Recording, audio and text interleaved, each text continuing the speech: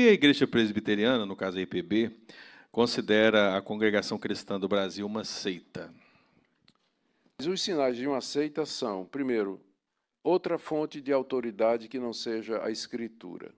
Então, você vê, os Mormons têm o livro de Mormon, a Testemunho de Jeová tem os escritos do Miller, do Joseph Smith, perdão.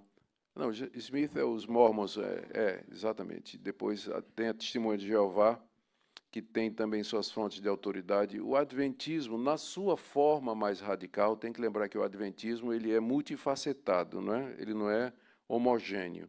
Então, você tem uma ala mais evangélica dentro dos adventistas e tem aquela ala mais radical que segue Ellen White. E tem os escritos de Ellen White como sendo base para as decisões.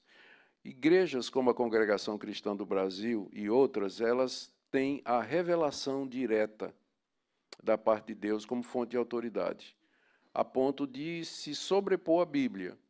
Então, em vez de serem guiados pelo que a palavra escrita diz, eles esperam revelações diretas da parte de Deus através de sonhos, visões, ou a voz de Deus, ou a aparição de anjos, para poder tomar decisões ou estabelecer doutrinas. Então, muitas das práticas da CCB e de outros grupos similares, como a Maranata, por exemplo, é baseado não na Escritura, mas é baseado nessas visões, revelações e assim por diante. Então, o primeiro sinal da seita é outra fonte de autoridade. Igreja Católica, por exemplo, não tem só a Bíblia como regra de fé e prática, tem a tradição e o magistério, que é o colegiado de bispos que tomam decisões e são encabeçados pelo Papa, que é considerado infalível quando ele fala ex cathedra, fala de ofício, né? Então, é uma seita para nós também, o catolicismo é uma seita, porque tem outra fonte de autoridade que não é a Bíblia. A segunda coisa é que, de alguma forma, esse grupo diminui a pessoa e a obra de Cristo. Então, o legalismo, a CCB domina usos e costumes, o tamanho do cabelo, o tipo de roupa, o que é que o crente pode ver e pode não ver. Então, isso é característico de seita, esse domínio, controle da vida pessoal, individual dos membros da igreja, né? E geralmente através de ameaças. Se você deixar, você vai ser amaldiçoado, você vai morrer, vai ter castigado e assim por diante. Então, a CCB tem isso também e várias outras igrejas, da mesma forma. Uma outra característica é o exclusivismo, é dizer que fora da CCB não há salvação. No estatuto da CCB, está dizendo que a obra de Deus no Brasil começou em 1910, quando Luiz Franciscon veio ao Brasil e iniciou o trabalho lá no interior de São Paulo. Então, antes de 1910, não tinha o reino de Deus aqui?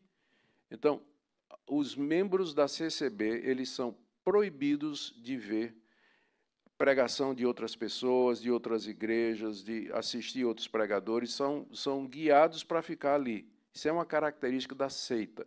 Os mormons vão dizer a mesma coisa. Fora da igreja mormon não tem salvação. A igreja católica é muito clara. Fora da igreja católica, da instituição católica, não há salvação. Você tem que se sujeitar ao Papa para que você seja salvo.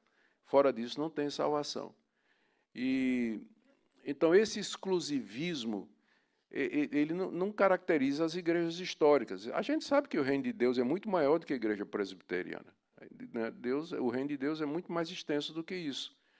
Mas a seita ela vai reivindicar essa exclusividade, que é característica da CCB também. Só um detalhe aqui. Antes de ter a pandemia, quando a pandemia chegou, pegou a CCB desprevenida, porque eles não tinham culto transmitido.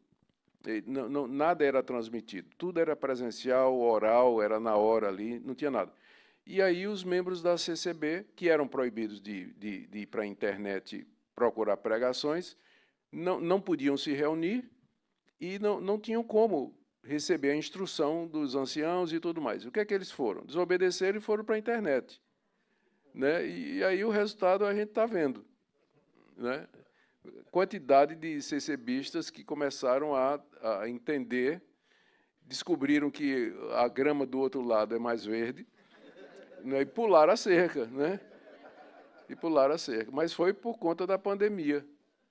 E tem uma leva enorme de gente saindo da CCB. Enorme, enorme mesmo. Que Deus continue trazendo pessoas para a verdade. Em nome de Jesus.